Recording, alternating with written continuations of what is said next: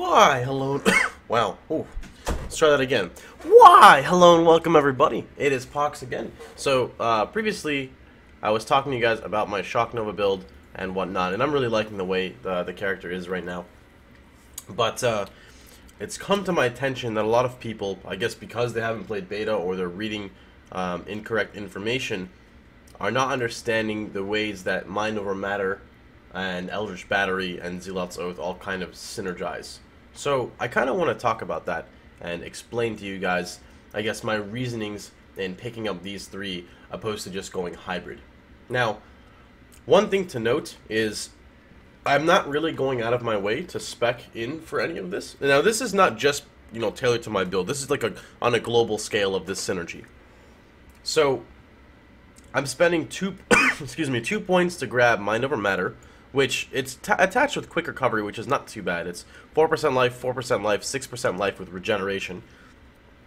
So this isn't bad. And I'm not really going too far out of my way because I'm spending 2 points here. And if I wanted to connect through here, I'm going to have to spend 2 points somewhere else. In fact, 3 points probably. Maybe you can save some points doing some other stuff. Now, also, EB is right there on the way as well. It's 2 points. So I'm not really going out of my way to do any of this at all. Just as, in the such, if you are playing an ES-based character, sorry, not ES, if you are playing a non-EB character, and you are playing, like, Mind Over Matter, you wouldn't spec too much to get mana, because you've got adjacent mana here. You could come in like this and grab adjacent mana here with life, and you've got mana right here as well. Furthermore, since you're already in the Templar region, you could also spec mana. So that's another viable way to make the build.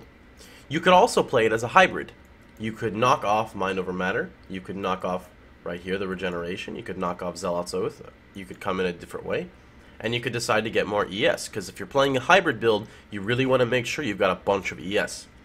Whether or not you're going to use Zealots is totally up to you.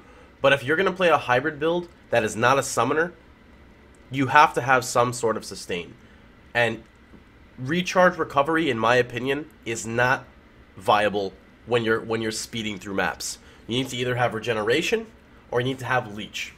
Those are your two options. Either A, you play the way I'm playing now with Mind Over Matter, but you just have it as an ES buffer instead of a mana buffer. There's not really a direct problem with that. The only thing I could see is your ES will not be up 100% of the time because you're going to be taking so much damage. But, again, if you have the leech, you could spec in a Ghost Reaver. And you'll have, like, I don't know, if you're still using my setup, you'll have, like, a little bit more HP. You should have, like, 300 on top of what I have at all times. So if I have 4,800, you should have, like, 5,100. The other thing is, again, if you're playing a hybrid character, you really want to utilize the point of being hybrid, which is absorbing so much to your ES. 2k, in my opinion, is not enough to go hybrid. It's not that much. When you're playing a Mind Over Matter character and you're potting all the time, it's the same thing. It's literally, aside from taking one giant hit, it's the same thing. So, like, I'll run through docs really fast here and give you guys an example of what I mean. I'm just going to casually just run through, and I'm going to take damage, and I'm just going to pot. And you'll see that my ES will go down just like my life would. So I'm going to sit here. I'm getting hit. I'll pot. Look at that. HP is up, ES is going down. I'll pot again. ES is still going down. See? So when you're sustaining, which is what most type of damage is, especially now, because I'm running Enfeeble. So when you're trying to sustain damage, it's literally the same thing. You're spending nothing on it. So I could actually get myself to like 3k ES and 3k life. And it's still going to be virtually the same thing. Because unless I'm going to take, or 4k, unless I take one big hit that's going to one-shot me, or I guess instantaneous, 0.2 of a second burst damage, which is not, it goes both ways. It's not very common to happen if you know what you're doing. I'll never really have an issue. And I mean, I've run 79, 78, 77 maps, no problem. I don't really have an issue at all. I've got endurance charges I keep up. I've got Enfeeble now. I've got Arctic Armor. I've got a Granite Flask. I have a decent amount of mitigation. Furthermore, I've got I've got Vol Discipline as well. Now, Vault Discipline would benefit a hybrid build more. I'm not gonna lie about that whatsoever, because it would keep your 100% buffer up at all times. The other thing is, this is kind of a minor point, but I feel that I should bring it up as well. You don't have to. I mean, chaos damage still goes to your ES if you play Mind Over Matter. So chaos damage will not. Normally, it would bypass your ES pool. It will not in this scenario. Now, one other point I like to bring up is I was sick of playing mana regen. You know, everywhere you go, in before previous, you'd have mana regen. You'd have mana regen on a ring. You'd have mana regen on another ring. You'd have mana regen on your necklace. You'd get mana regen on your chest piece because you're running Cloak of Defiance. You'd try to get a shield with mana regeneration. If you could squeeze on your weapon, you'd get mana regeneration. And then you go like Deep Thoughts, because that's how the builds were. You get as much mana regen as you want. You run Arctic Armor and etc. We're playing a beta. Why are you trying to play the same build again? That's the point I'm trying to make. Like, get it out of your head. You don't have to play it anymore. You have other viable means of playing the game now. You can go Acrobatics, which you could always go before. You could go Hybrid. You could go EB, Mom, Zealots, Dan's Game. You could go Blood Magic. You know, you've got so many more options, yet everyone, not everyone, I'm not trying to say everyone, but a large portion of people are just, they're too narrow-minded. They don't understand that you can play something that's just as effective. If I'm running level 80 maps and I have no problem, why are people complaining this is not efficient? It makes no sense. I don't understand at all. So again, going with the synergy of what I'm talking about with my character as to why this build works again. If you use Blood Dance, and again, this scaling as well can go way up. You know, I can still get +1 Frenzy Charge on my boots. I can get +1 Frenzy Charge on my shield. I can get another 1% life regen from the tree. I can get another Frenzy Charge. That's an extra 4% life regen per second on an ES buffer. But anyway, forgot what I was saying. Oh yeah, the synergy. Frenzy Charges. Each Frenzy Charge gives me 1% life regeneration per second. So when you have the higher ES you have, the more sustain you have because of that. On the gloves, I get energy shield gain on kill. It's just a nice addition to have. You know, I don't need it to support anything, but it is a nice addition to just have energy shield gain on kill.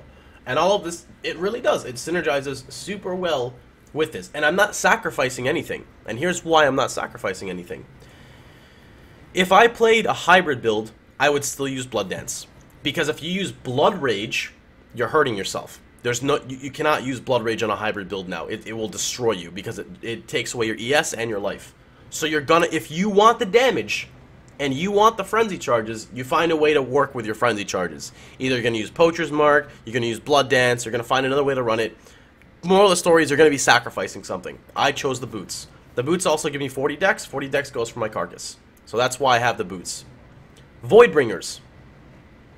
I use Voidbringers not because I need to use... Some people got this confused, like, well, you need to use Voidbringers. I don't need to use them whatsoever. The purpose of having Voidbringers is they're insane. I get a huge amount of ES on gloves. I get energy shield gain on kill. I get an insane amount of crit, which is so important for lightning. Crit and cast speed. And I get +1 to level of socketed elemental gems. That is so perfect. For what trade-off? A little bit of life. And resist. Of course, life and resist. But if you can make it work, what's wrong with it? It's so, so good. And I don't even have to worry about the ES. Like, the mana cost is nothing. It does nothing to me. If I have, like, I'll go get my Frenzy Charges right now and show you, like, how much of a minor thing this mana cost is to me. Let's go get Frenzy Charges, boys. There's 2. There's 4. I'm gonna just hold right-click right now.